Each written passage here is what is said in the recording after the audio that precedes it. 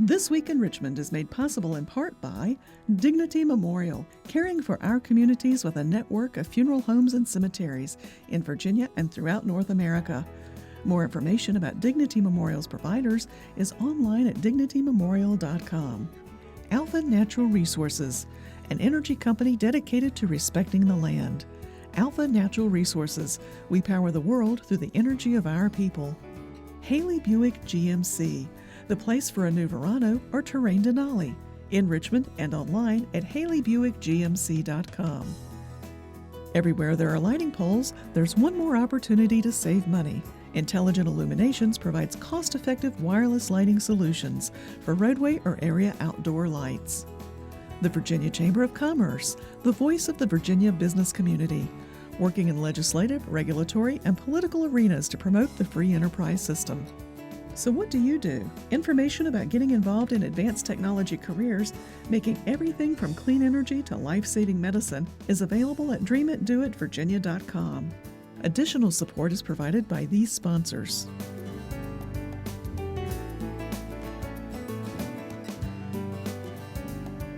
And by the members of Virginia's public television stations. Thank you.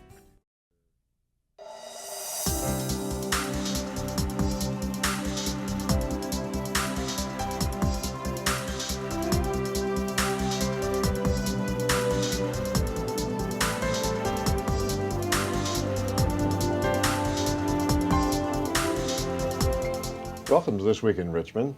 We've been delighted over the past several weeks, in fact the last few months, to have 11 of the 12 cabinet secretaries on This Week in Richmond. And today we're delighted to have people in charge of policy and legislation for the governor's office, Anna James, who's the policy director, and Felix Sarfo-Kantanka, who's the legislative director.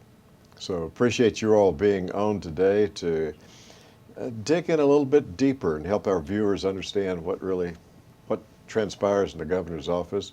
Why don't we start with your telling our viewers some about your backgrounds, because you've had very rich backgrounds. When you start telling them, they're going to think you're at least 50 or 60 years old, but they can guess that that's not the case.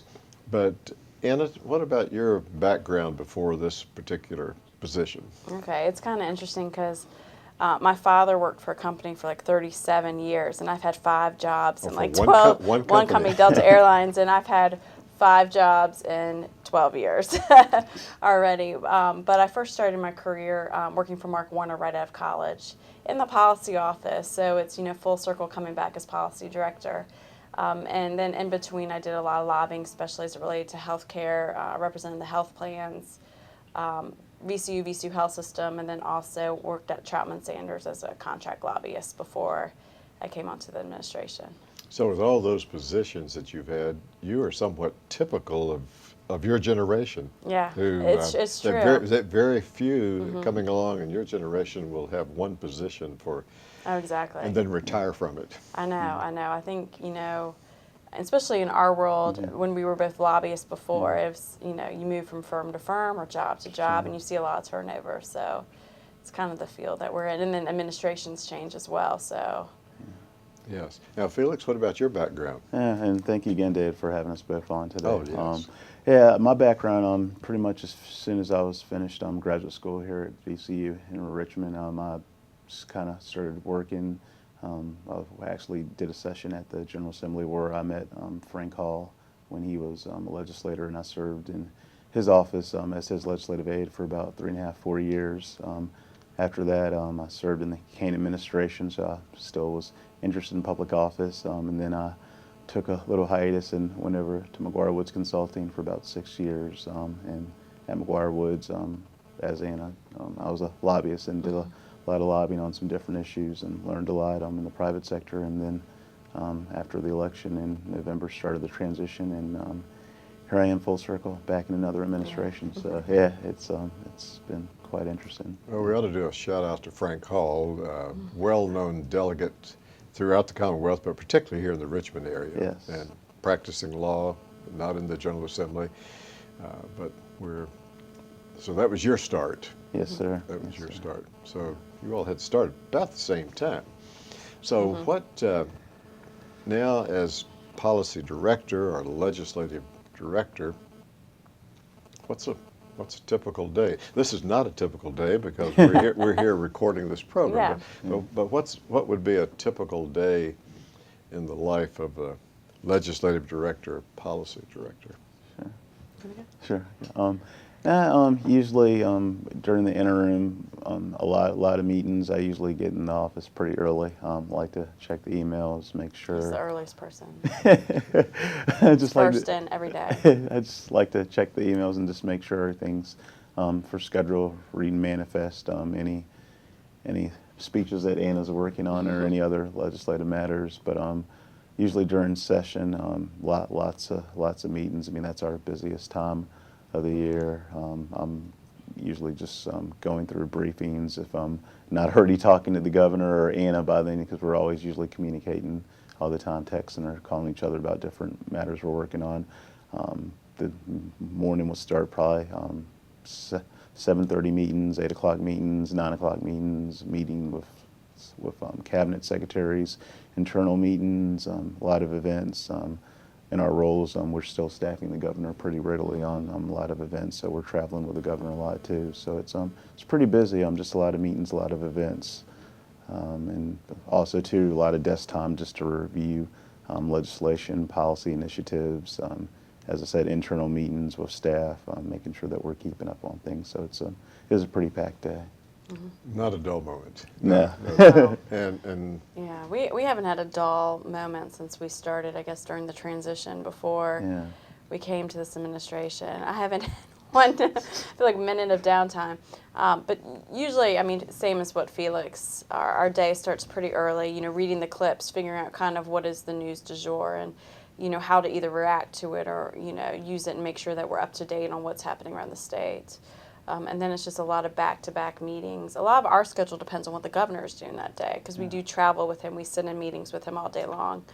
And then we have our own meetings about policy initiatives, communications plans, you know, that sort of stuff, our strategy moving forward.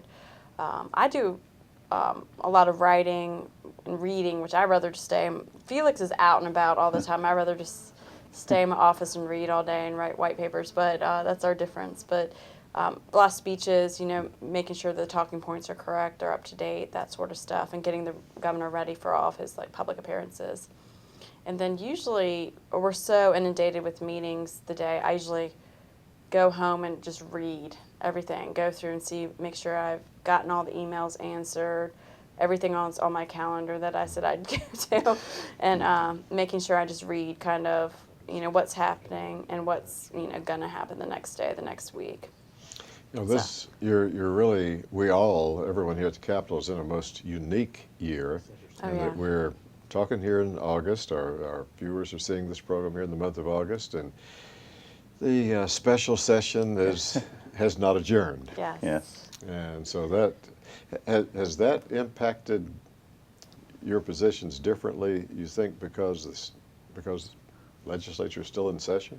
Yes. I mean, usually by now we would be focused primarily on the legislative package, working with stakeholders, working with the cabinet, working with the legislators to get some of those items squared away. I mean, it's not a bad thing, but we're still focused on session issues. I'm still dealing with some matters, so it does take some time, and hopefully they will resolve those matters sooner than later. But yeah, it is taking a little more time, especially for first-term administration. I know, Yeah, it's a lot. Yeah. So it wasn't what we expected, No. or, you know, and it's still being in session, which is good because we could get things done, and hopefully we will, and especially as it relates to, you know, I guess we still have judges, potentially, healthcare, that sort of stuff. So, but it has kind of, as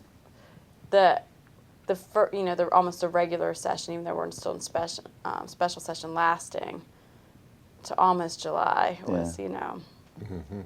Well, I think the word, at least around Capitol Square, that some of us are hearing is that General Assembly may be coming back on the 18th of September. Yep. That's about what we're So hearing. depending on how long that takes, gosh, there won't be much over 100 days after that special will. session finally wraps up before the 2015's here. Exactly. Yeah, it's literally right on top of each other. Short so. time. So, well, let me ask you, judges in healthcare,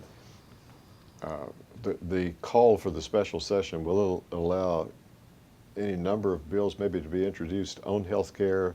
I'm not thinking about necessarily the governor introducing them, but from your all's perspective, that other people could be introducing bills on healthcare? Well, according to, if you look at the resolutions, the House resolution, Senate resolution, the special session is tailored to judges and appropriations mostly. So I think they're saying that, I mean, obviously healthcare is a huge part of our budget, so part of the appropriations piece. Right. So that's what the language actually is, appropriation. So that Exactly. that gives it even a broader.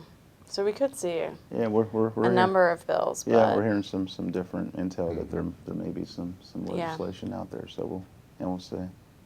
And we can let our viewers know that some bills, a few at least, have already been filed, not saying governor's bills, but have been filed by the legislators for the 2015 session. Yes. We've already entered into that Yes. into that time frame. Yes. And so there's some that Yep, already. I know. Yeah.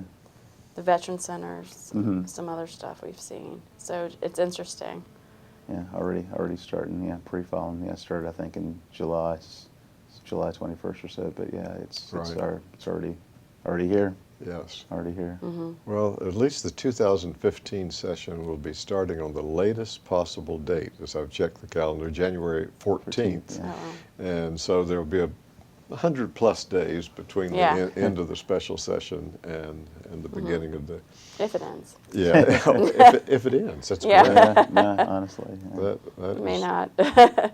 That's an interesting perspective that, while I haven't heard anyone in any official capacity say that, others have said, well, maybe it just will stay in session, which would certainly be a first for Virginia.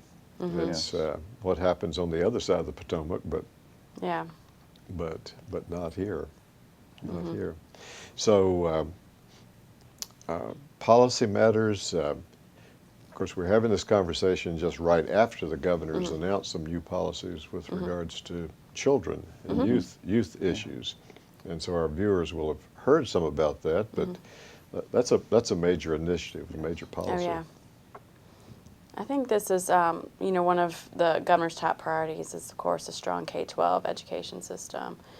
This past session, we worked with legislators on both sides of the aisle, especially as it relates to SOL reform, and that was the #1 thing that the governor heard on the campaign. The teachers were complaining about it, the parents were complaining about it, the children were complaining about it, trying to figure out a way to streamline the process and cut down the number of tests.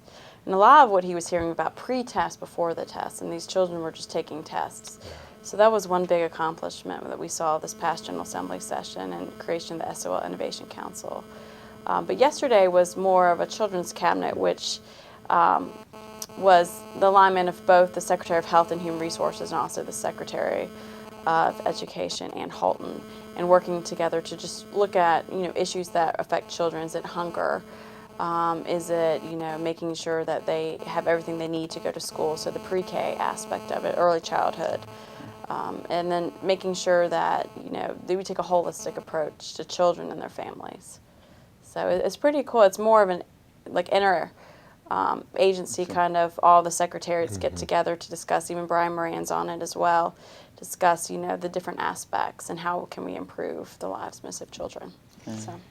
Something that some of us didn't know, and I imagine many of our viewers didn't know, and that is the governor indicating that the U.S. Secretary of Agriculture had told him that Virginia was not using resources that other states are for summertime.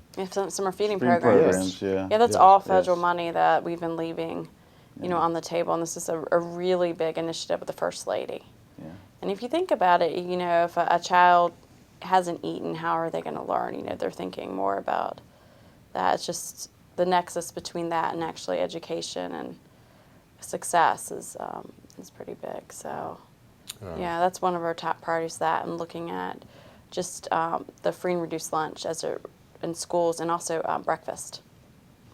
Yeah, and, School and so breakfast. that really is up to local school boards or local school districts to really Yeah. say they want to have some special summer program, I guess. Yeah, and it's all pretty much all federal money, money, too. yeah.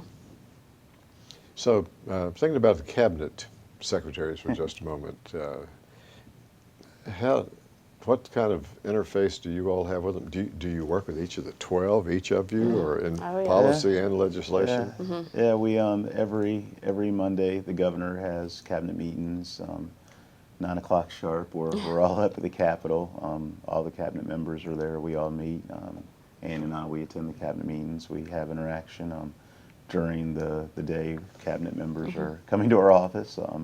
During night, they're coming to our office. We're always in contact with them. I know even just this morning, I know Secretary Aubrey Lane likes to come in the office early as we do, so he's always telling us things and early in the morning. But yeah, we're always communicating with the cabinet and always sharing information. And our policy analysts are always communicating with their secretaries to make sure that we're all on the same page and we're focusing on the initiatives and the governor's priorities. So yeah, it's a lot of interaction. So there are potential bills that are kind of bubbling up, I guess you could say, from different agencies. And when they, what's their route? Tell our viewers what's their route. So if, let's say there's a board in, could be in health professions, and it could be in board of contractors, it could be in a particular board where there's interest in a bill, citizen members on those boards. What's the route that takes to see if it would become a governor's bill, for instance? Yeah. Well, usually those bills, David, I know we're in that process right now. The agencies will submit their proposals to the secretary. The secretary and the secretary's office will go through. They'll submit those proposals to policy. We'll review those internally with the policy team, chief of staff, deputy chief of staff. We'll look at those proposals and we'll go through our priorities. And then we're working on performance measurements and, as I said, the governor's legislative package for next year. And some of the more technical bills, some of the just kind of housekeeping bills, those are more or less the agency level bills. Some of the more broader focus, like workforce development, education, veterans issues, some of the things I'm already previewing for next session, but those are more or less, those are probably going to be the governor bills, yeah. Economic development. Yeah. As well. So how does the policy office get involved in that? Because it's both legislation and it's policy. I would see where the two of you would be working together quite a bit on that. Oh, yeah. Well, actually, the way the policy works, and this is different from previous administrations, is that both Felix and I are like chief co-captains. We both oversee the whole policy office. Both of us together are level. And so usually what happens is it comes up through the secretariats and goes, we have different individuals that work in the policy office, and they all are in charge of a certain secretariat. So we divide it up by cabinet. So it would go to the analysts first, and then it would bubble up. We all are going to sit around a table and kind of hash through these proposals and what will bubble up to the governor. And then also we have more of the top down. The governor is like, I'm really interested in introducing legislation as it relates to workforce development, economic development, education. And so we have his priorities as well, and coming up with kind of the perfect match of what's coming up from the bottom of the agencies and what's coming from kind of what he wants to do, what he's promised, what he wants to move forward with, and his priorities. So that's how we can do it. So the public, the viewers who'd be watching the program, if they had interest in a legislative matter and they wondered if the governor would have interest or if it's a policy matter, what do you recommend to them? What's the steps they take? Do they contact their legislator? Do they contact the governor's office, constituent affairs, or what's sort of the route? The people around Capitol Square know you, and at times you're probably saying, no, I've got to keep moving on whatever I'm working on. But the general public at times certainly comes up with ideas of potential legislation. So from your experience, both in past administrations, working with the legislators in LA and in the private sector, what would you suggest to someone out there who's watching who who has an idea about legislation? I would say, I mean, David, you mentioned at least 3 options right there that are very, very good options. I mean, whatever they feel most comfortable with.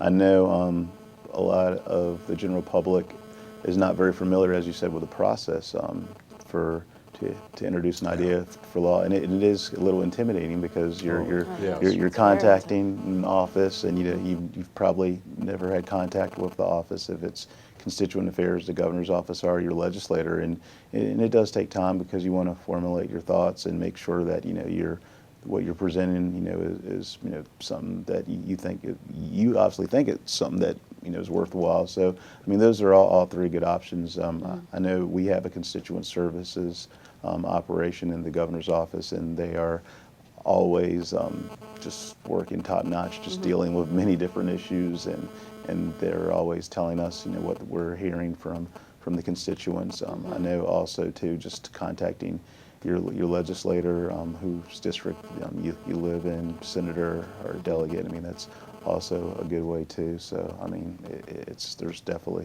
those are all definitely good options. But I mean, whatever someone feels comfortable doing. I mean, And what if it's some big policy initiative? I mean, you even gave an example that the SOL reforms came about during the campaign time for the governor, and probably the campaign time for some of the legislators too, that they were hearing Working about with, that. Yeah, Delegate Tad Greason Yeah. and Acapulco were the main, it was interesting because we were debating to put an SOL bill ourselves, and then we saw theirs, and we're like, oh, this is exactly what we, and working with them to make sure that we're all on the same page with moving forward. But I think it is really intimidating. I don't know how many people, will take out the Code of Virginia. That's intimidating enough.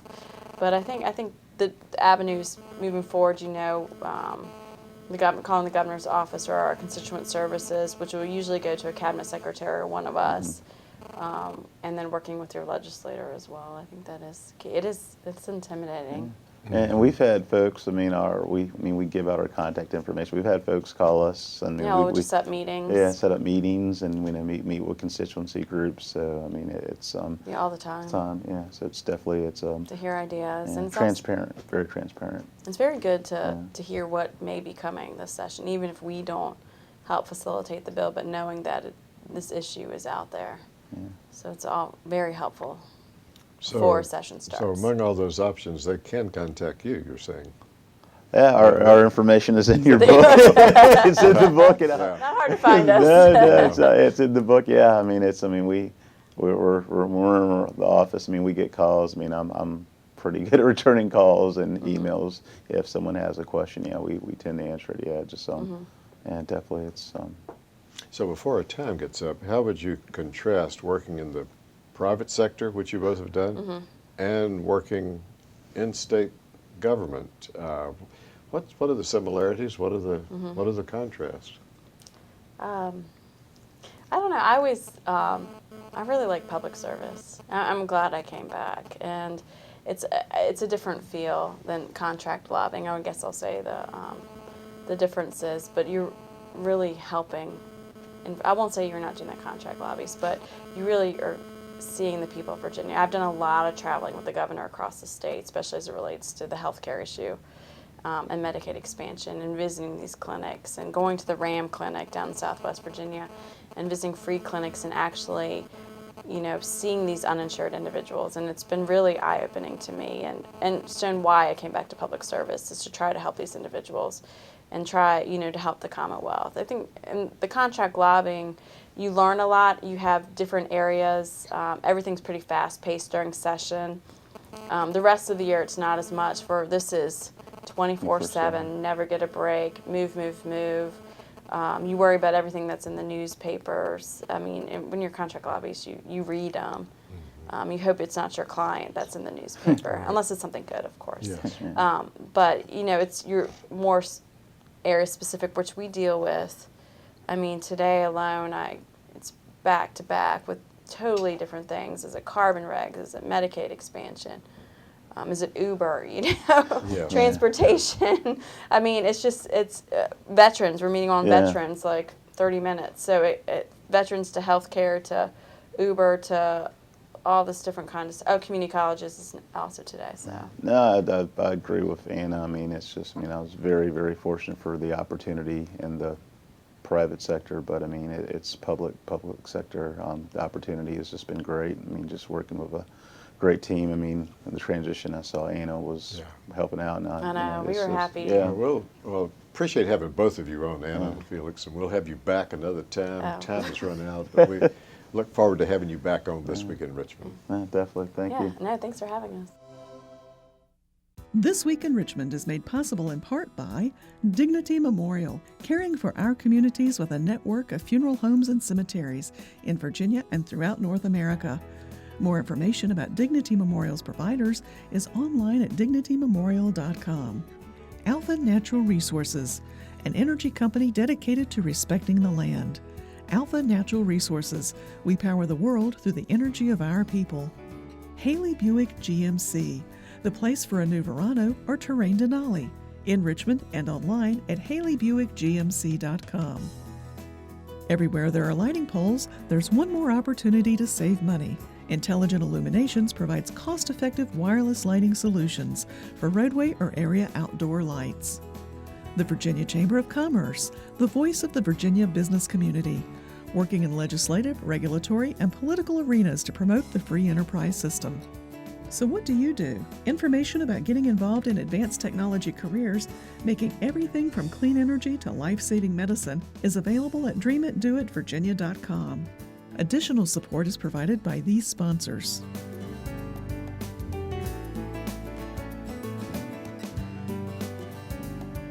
And by the members of Virginia's public television stations. Thank you.